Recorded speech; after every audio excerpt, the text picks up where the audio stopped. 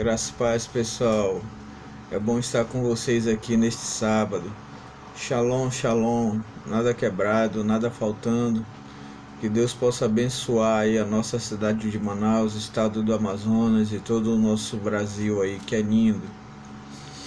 Hoje eu quero estar compartilhando com vocês a palavra do Senhor. Eu gostaria que você convidasse sua esposa, seus filhos, seus amigos, seus discípulos. Vamos juntos aprender um pouco nesta tarde sobre a palavra do Senhor. Bom, eu sempre me apresento, né? Muitos já me conhecem aí das redes sociais. Eu tenho o Facebook Missão Apostólica Conexão da Fé e uma página chamada Herdeiros da Fé Apostólica, onde nós trabalhamos com ministrações voltadas para a área de avivamento, de história da igreja, estudos bíblicos. Temos um canal no YouTube também chamado de Missão Apostólica Conexão da Fé. Vá lá, veja as nossas atividades, confira lá. Diariamente nós temos postagens, leitura da palavra, vídeos de pregações, arqueologia bíblica, tudo para o seu enriquecimento e amadurecimento espiritual. Bom, agora que eu já me apresentei e muitos de vocês já me conhecem, abra aí a sua Bíblia no livro de Apocalipse, capítulo 5, versículo 8 e 9. Apocalipse, capítulo 5, versículo 8 e 9. Você já pegou aí sua Bíblia? Se você tem sua Bíblia assim de papel, que nem eu, a minha, eu uso a NVT, a nova versão transformadora. Se você usa ela no tablet, smartphone, o importante é você ter uma Bíblia. Você já achou? Apocalipse 4, 8 e 9 diz assim: Quando o Cordeiro recebeu o livro, os 4 seres vivos e os 24 anciões se prostraram diante dele. Cada um tinha uma harpa e taças de ouro cheias de incenso, que são as orações do povo santo, e entoavam um cântico novo com estas palavras: Tu és digno de receber o livro, abrir o selo, pois foste sacrificado e com teu sangue comprastes para Deus pessoas de todas as tribos, língua, povos e nações. Fizeste delas um reino de sacerdotes para nosso Deus, e elas reinarão sobre a terra. Amém. Bom, eu quero estar compartilhando com você hoje sobre taças de ouro cheias de incenso, que são orações. Taças de ouro que são cheias de incenso, que são orações. Falar sobre o livro de Apocalipse. Existem algumas coisas teológicas que nós precisamos explicar.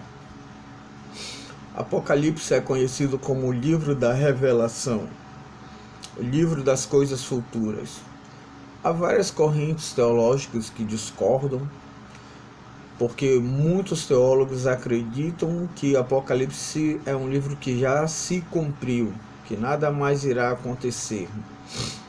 E há também uma linha teológica que discorre que Apocalipse é um livro que trata de assuntos que ainda hão de acontecer sobre a terra. O que é importante que nós sabermos é que Apocalipse significa revelação.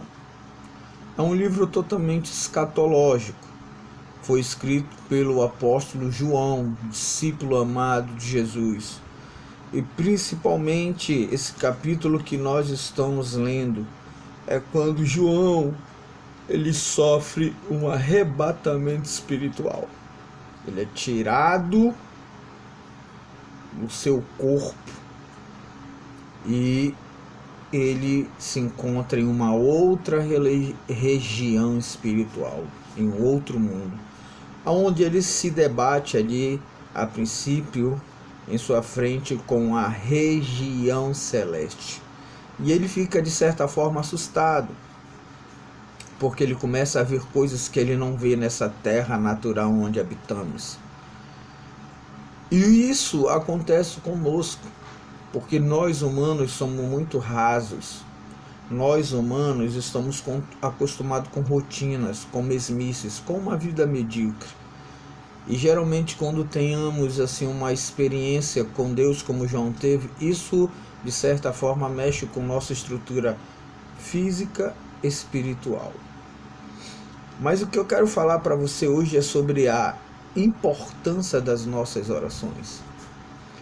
Às vezes nós achamos que a oração é uma coisa banal, que oração é uma coisa para religiosos, que oração é coisa de budista, de padre, de pastor, de espírita.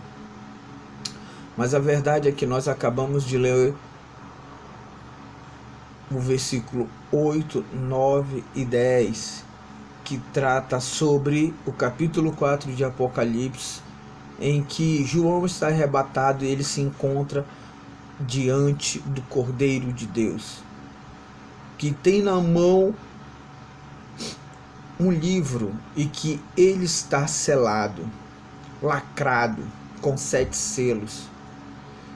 E um anjo começa a perguntar: quem é digno de abrir estes selos? E isto perturba João, isto incomoda João.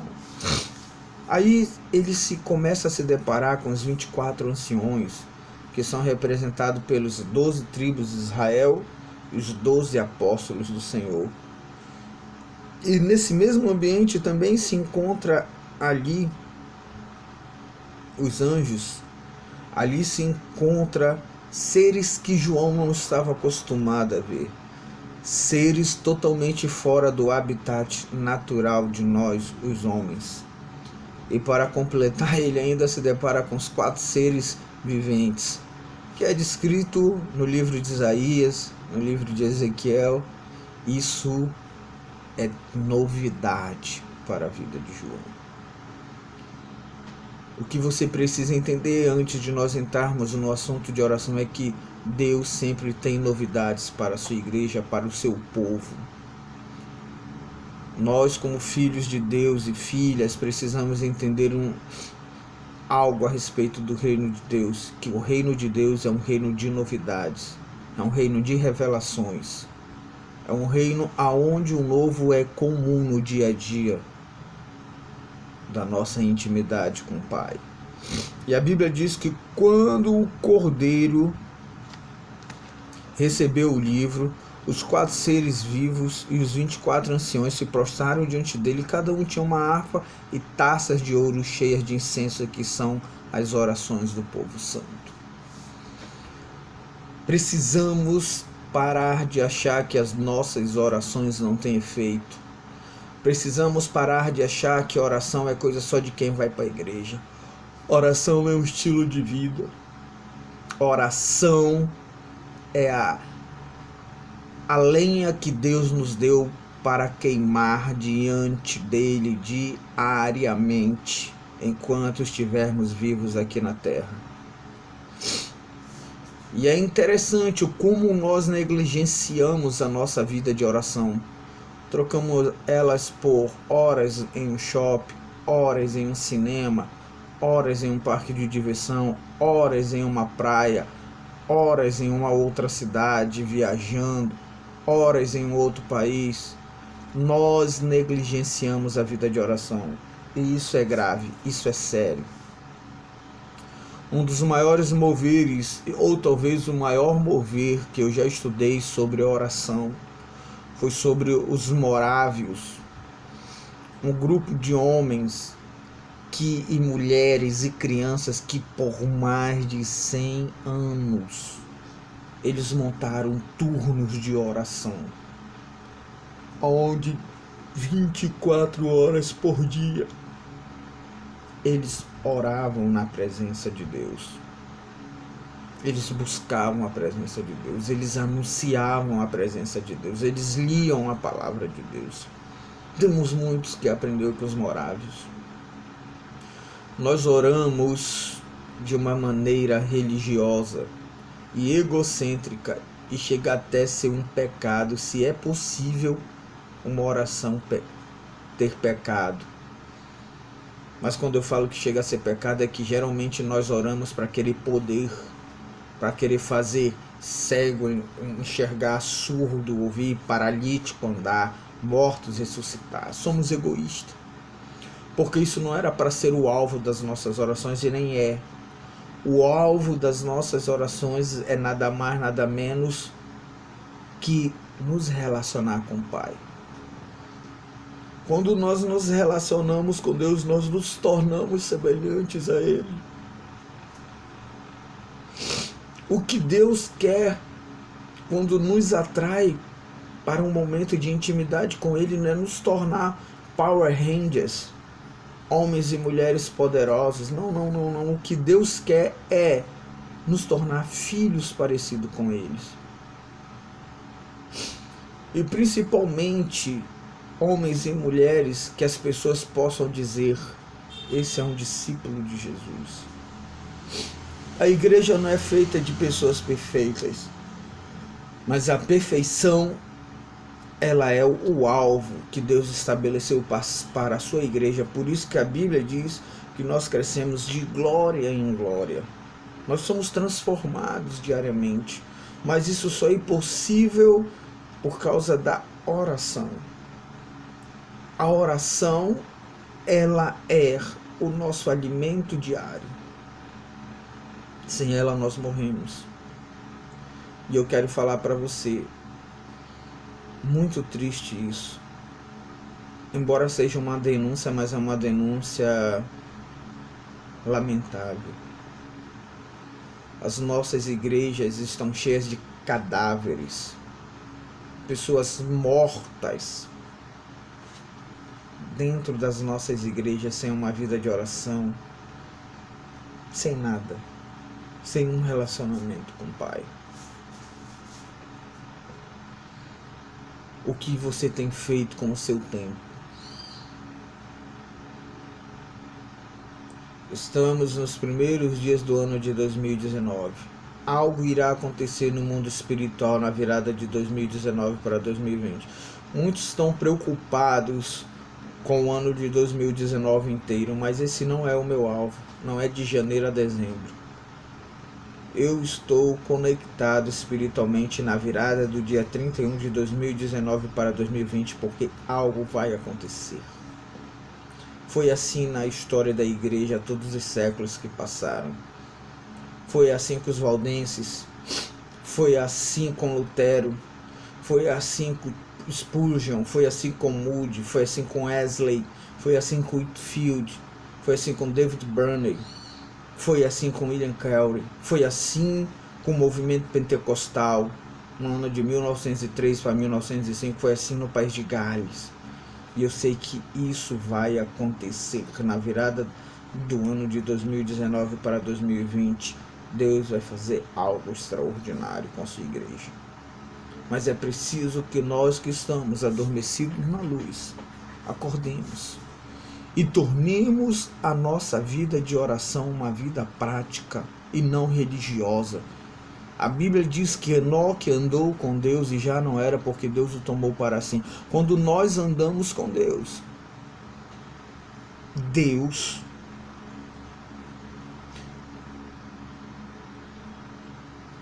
Ele não quer mais que nos afastemos dele.